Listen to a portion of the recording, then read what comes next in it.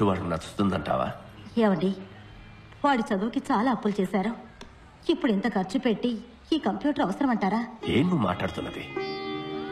మన అబ్బాయికి మొట్టమొదటిసారి ఉద్యోగం రాబోతోంది. మనం కన్న కళ్ళన్నీ నెరవేరబోతున్నాయి. వీటన్నిటికన్నా డబ్బు ఎక్కువ చెప్పు. వెంకట్,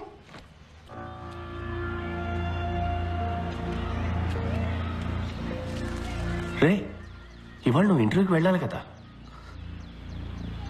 నేను వెళ్ళలేదు. ఏ? నాకు ఇంజనీర్ అవ్వడం ఇష్టం లేదు.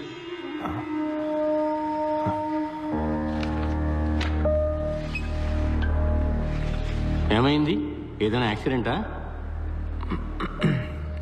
నేను కాలేజ్ బిల్డింగ్ పైనుంచి దూకేశాను సార్. ఏ? నన్ను కాలేజీలోంచి డిస్మిస్ చేశారు. దేనికి? నేను తాగేసి ప్రిన్సిపల్ ఇంటి గుమ్మలో పాస్ పోసాను సార్. పిచ్చి వెతవ పాణి నోటుకొచ్చింది చెప్పి నేను బ్రెయిన్ వాష్ చేశాడు రా. నాకు ఇంజనీరింగ్ బుర్రకు ఎక్కటం లేదు నాన్న. పొరపాటునైనా కూడా పనికిరాని ఇంజనీర్ని అవుతాను. పాణిది సింపుల్ బిలీఫ్. నీకు నచ్చిన పని చెయ్యి, అప్పుడు పని పనిలా ఉండదు, సంతోషంగా ఉంటామంటాడు. రే, అడవులకు వెళ్ళి ఏం సంపాదిస్తావురా?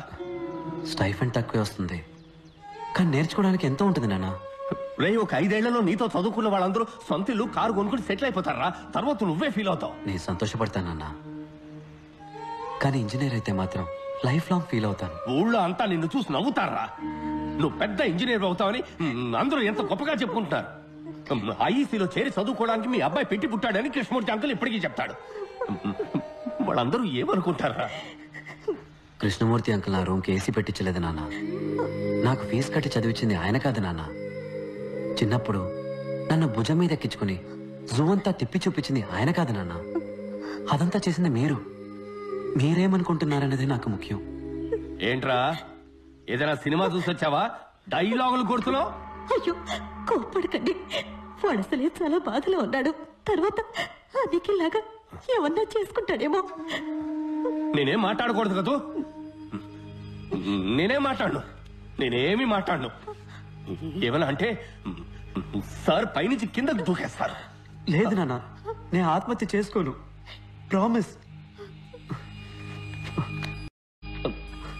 నాన్న, దీన్ని చూడండి. పాణి మీ ఫోటో నా పర్సులో పెట్టి ఏమన్నాడో తెలుసా? ఎప్పుడైనా నీకు ఆత్మహత్య చేసుకోవాలనిపిస్తే ఈ ఫోటోని తీసి చూడు. నీ డెడ్ బాడీని చూస్తే వాళ్ళ మొహంలో ఉన్న చిరునవ్వు ఏమవుతుందో అని కొంచెం ఆలోచించమన్నాడు నాన్న.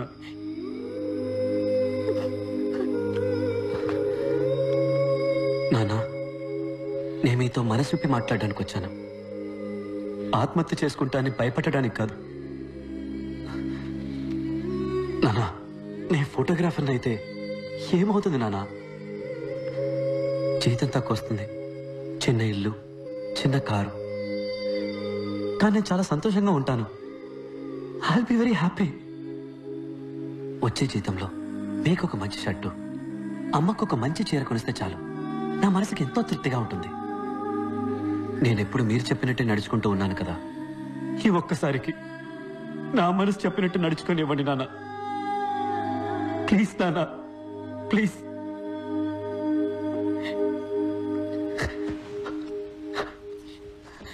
నాన్న, ప్లీజ్ నాన్న. నేను ఇది తిరిగి ఇచ్చేస్తాను. వెంకట్, ఒక ప్రొఫెషనల్ కెమెరా ఎంత రేట్ ఉంటుందిరా? ఇది ఇచ్చేసి ఎక్స్చేంజ్లో అది తీసేసుకుందాం. కాస్త ఎక్కువైనా పర్వాలేదురా.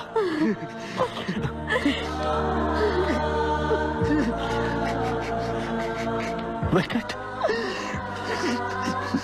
నీకు నచ్చిన పని చేయరా?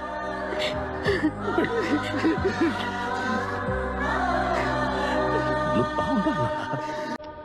అన్ని సెమిస్టర్స్లోనూ నీకు మార్కులు తక్కువగా వచ్చాయి. ఏ? భయం సార్. నేను చిన్నప్పుడు స్కూల్లో చదువుకునేటప్పుడు నాకు మార్క్స్ బాగానే వచ్చేవి సార్. మన కుటుంబ కష్టాలన్నీ మన అబ్బాయి తీరుస్తాడని మా అమ్మ నాన్న అనేవారు. అప్పుడు స్టార్ట్ అయింది సార్ ఈ భయం. నేను 5వ క్లాస్ వరకు కాన్వెంట్లోనే చదువుకున్నాను సార్. ప్రతి నెల ఫీజు కట్టలేకపోతున్నామని గవర్నమెంట్ స్కూల్లో తెలుగు మీడియంలో జాయిన్ చేశారు. ఇక్కడికి వచ్చి చూస్తే అంతా ఇంగ్లీష్లోనే ఉంది. దిక్కు తోచలేదు. నా భయం కూడా చాలా ఎక్కువైంది సార్. ఇక్కడ పెద్ద రేసే జరుగుతోంది. ఫస్ట్ రాలేదంటే ఇక్కడ ఎవరికి మర్యాద ఉండదు. నా భయం శాశ్వతమైంది. భయం చదువుకు పెద్ద ఆటంకం సార్. దేవుళ్ళందరికీ పూజలు చేశాను. అన్ని గుళ్ళ తాళ్ళు కట్టుకున్నాను. దేవుణ్ణి అదివ్వు ఇదివ్వు అని బతిమాలి బిచ్చం ఎత్తుకున్నాను. మొక్కులు కేటాయించిన టైంలో చదువుకోనుంటే మంచి మార్క్స్ వచ్చి ఉండేవి. 16 ఎముకలు విరిగాయి. 2 months రెస్ట్. బాగా ఆలోచించాను. అప్పుడు అర్థమైంది సార్ నాకు. ఈరోజు దేవుడి దగ్గర ఎలాగైనా నాకు ఈ జాబ్ ఇప్పించమని నేను అడగలేదు. నాకు ఈ లైఫ్ ఇచ్చినందుకు థ్యాంక్స్ అని చెప్పొచ్చాను. సార్, మీరు నన్ను రిజెక్ట్ చేసినా కూడా నేనేం బాధపడను సార్. ఎక్కడో నా తెలివికి శక్తికి తగ్గ ఉద్యోగం చేసి ఎలాగైనా నేను పైకి వస్తానని నాకు నమ్మకం వచ్చింది సార్. ఇంత ఫ్రాంక్గా బిహేవ్ చేసేవాళ్ళు మా కంపెనీకి పనికిరారు. క్లయింట్స్ని హ్యాండిల్ చేయడానికి డిప్లొమాటిక్గా మాట్లాడే వాళ్ళే మాకు కావాలి. You are too straightforward. But నువ్వు నీ యాటిట్యూడ్ని కంట్రోల్ చేసుకుని పనిచేయగలను అని నువ్వు మాకు అష్యూరెన్స్ ఇస్తే వీ మే కన్సిడర్ యూ. సొంత కాళ్ళ మీద నిలబడ్డం నేర్చుకున్నది నా 2 కాళ్ళు విరిగాకే సార్. దెబ్బతిన్న తర్వాత వచ్చింది సార్ ఈ యాటిట్యూడ్. మార్చుకోవడం కుదరదు. మీ ఉద్యోగాన్ని మీరు ఉంచుకోండి. నా యాటిట్యూడ్ని నేను ఉంచుకుంటా. సారీ సార్, తప్పుగా అనుకోకండి. ఆగు. 25 సంవత్సరాలుగా నేను ఎంతో మందిని ఇంటర్వ్యూ చేశాను. అందరూ జాబ్ పొందడం కోసం మేము ఏమి చెప్పినా సరే సరే అంతలా ఆడిచ్చిన వాళ్లే. నువ్వు ఎక్కడి నుంచి వచ్చావయ్యా? సార్, సాలరీ ప్యాకేజ్ డిస్కస్ చేద్దామా?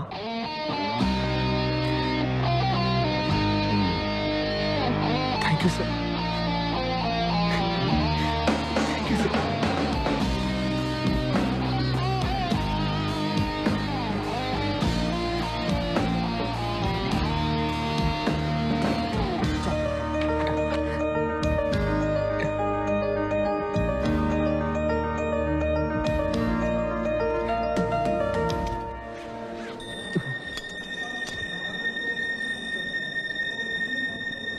Guruji, you are great. మమ్మల్ని ఆశీర్వదించండి.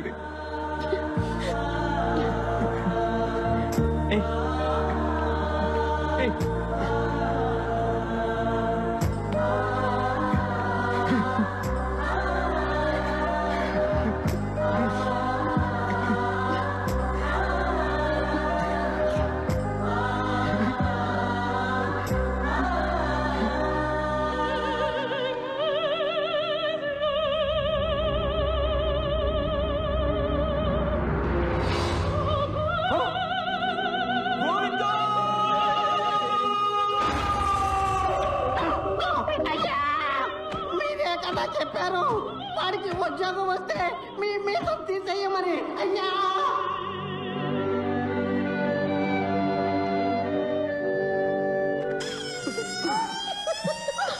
ఏంటన్నది? మీసం లేకుండా పేడి మొహల్లా తయారయ్యింది. నా పరువు కాస్త పోయింది. శనక్కాయల నిఖిల్, ఈ ఓటమిని నేను ఒప్పుకోను. ఫైనల్ ఎగ్జామ్లో పాస్ అయితేనే కదరా నీకు జాబ్ వచ్చేది. ఈసారి క్వశ్చన్ పేపర్ని సెట్ చేయబోయేది విరూపాక్ష సుందరం రా. Dad, that's not fair. Everything is fair in love and war. This is World War III. Nikhil, నువ్వు చచ్చావురా.